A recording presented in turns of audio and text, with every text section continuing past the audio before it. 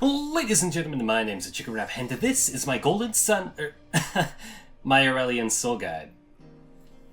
Aurelion Soul is a gigantic cosmic entity that's also basically God.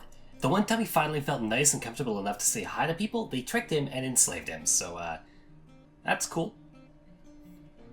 His passive is center of the universe. This is more like its own ability than the passive, however. Aurelion Soul has 3 orbs that float around him, dealing damage to everything they hit.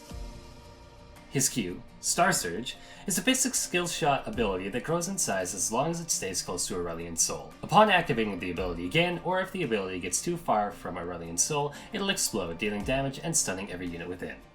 His W, Celestial Expansion, increases the damage and range of his passive. The ability is a toggle, and while active, the ability will slowly drain Aurelion Soul's mana. His E, Comet of Legend, grants Aurelion Soul bonus movement speed while moving in one direction. He will lose speed upon making slight turns, and lose it all if he turns around completely or is hit by champions or turrets. While moving, Soul will build up stacks to 100.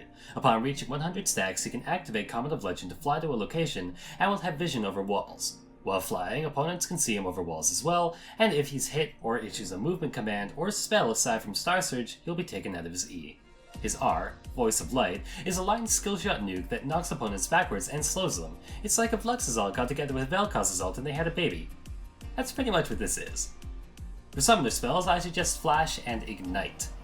Teleport has its uses, but with Aurelion Soul's E, he has great ganking potential as is and can get around the map faster than most of their champions, so it's not completely necessary. Against an assassin-type character that can easily close the gap and reach him, such as Fizz, Talon, or LeBlanc, I suggest taking Heal or Barrier, as once his opponents close the gap, Aurelion Soul has no easy way of protecting himself. For Masteries, the 18-12 setup is what we're looking at here, very typical mage stuff, honestly. But if you really like Deathfire Touch though, I won't judge you too much if you take it. Skill order, this is what I suggest. Taking W at level 1 will allow you to pressure early, and maxing Q first will allow you to deal the most damage for your burst, as well as increasing the stun duration. As for items, you can go with the standard door and start, or take the Corrupting Potion path. From there, you want to grab Catalyst, Boots, then finish off Rod of Ages, picking up Sorcerer's Shoes and then Riley's Crystal Scepter. This will be your core. Next, I suggest picking up a combination of Zhonya's Hourglass, Void Staff, Rabadon's Deathcap, and Luden's Echo. If you're looking for a build that revolves around your orbs, you can pick up Will of the Ancients and Leander's Torment and go for a sustaining burn build. If you do that, I highly suggest taking Deathfire Touch, although I would only build this against a tank-heavy team, as your burst damage is usually enough to deal with a lot of threats that come your way. In the early game, Soul has phenomenal cheese. If he can hit his opponent with a few stars before he hits level 2, he can take off a lot of health from them, allowing him to hit level 2 first from zoning his opponent off the minion wave, and then engaging with the Star Surge stun for a quick and easy kill. Use your incredible zoning to your advantage as much as you can to keep your opponent at bay while you see it safely. Don't be afraid to hit them with your Celestial Expansion. A few hits here, a few autos there, and a nice Star Surge will net you a lot of almost accidental kills.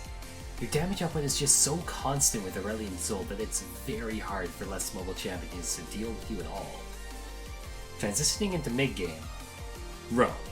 Roam top, roam bot, roam to your jungle, roam to their jungle, roam to the mid lane of another game. Aurelion Soul is a fantastic roamer, and a flying dragon with a big ol' AoE stun coming at you with 600 movement speed is nothing to scoff at.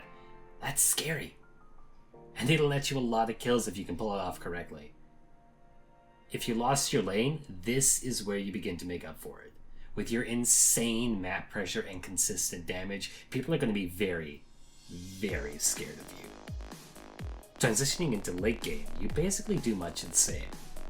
You're great at catching enemies out with your Celestial Expansion and Star Surge combo, and it's almost impossible for them to run from you once you have them in your orbs. With Riley's on, they'll be permanently slowed and will have to pull some seriously fancy footwork to escape their death. You're also great at disengaging with your Voice of Light. It's long enough and has good enough knockback to protect your team if they're engaged upon or if someone gets caught out. Protect yourself, protect your teammates, and make those catches on your opponents. And now for some tips and tricks. If you're being chased, you can trigger your E to fly to safety over walls or just to move away faster from a slow opponent. If you forget to use Q before using E, worry not. Aurelion Soul can trigger his Q while using his E to fly with it as it grows. Your passive procs on-hit effects like Luden's, Spellvamp, and Thunderlords. You can stop using E by clicking and you'll be forced out anywhere over a wall. You can use Zonias while in E. Your passive goes through Wind Wall and deals damage, even when using W. Your ultimate is also not blocked by Wind Wall. Your Q can get as big as a lane if you follow it long enough. Unlike Anivia's Q, you can't pop your own Q beside you. There's a slight delay, so it may not always work to stop someone once they get beside you. Aurelion's tail can't be hit by skill shots.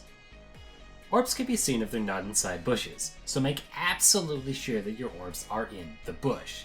If you can't do that, the best you can do is wait slightly on the other side of the bush while your team waits inside the bush.